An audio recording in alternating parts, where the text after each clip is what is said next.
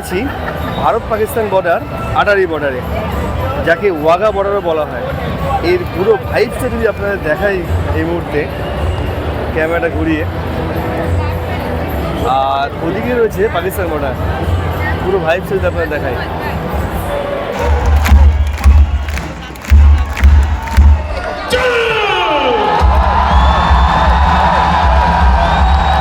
Welcome friends, একটা নতুন ভিডিওতে তোমাদের সকলকে স্বাগত জানাই। আমি কয়েকদিন আগেই অমৃতসর সহ গোটা পাঞ্জাব ঘুরে এলাম। ভারত পাকিস্তানের যুদ্ধ শেষ হওয়ার পর পাঞ্জাবের আটারি ওয়াঘা বর্ডারে বিটিং রিট্রিট সেরিমনি বা প্যারেড আবার শুরু হয়েছে। তো পাঞ্জাবের আটারি ওয়াঘা বর্ডারে ভারত ও পাকিস্তানের সেনাবাহিনী দ্বারা যে বিটিং রিট্রিট সেরিমনি বা প্যারেডটা হয় তার সম্পূর্ণটা তুলে ধরবো এই ভিডিওতে। আর গোল্ডেন টেম্পল, জালিয়ানওয়ালাবাগ সহ সমগ্র অমৃতসর ভ্রমণের একটা ট্যুর গাইড ভিডিও খুব শীঘ্রই এই চ্যানেলে আসছে। আর এখন এই ভিডিওটা সম্পূর্ণ দেখতে থাকুন, আর কোনো প্রশ্ন থাকলে কমেন্ট করবেন, আমি অবশ্যই উত্তর দেব। ওই দূরে রয়েছে পাকিস্তান বর্ডার, এখনও যদিও এটা শুরু হয়নি ওয়াঘা বর্ডারে।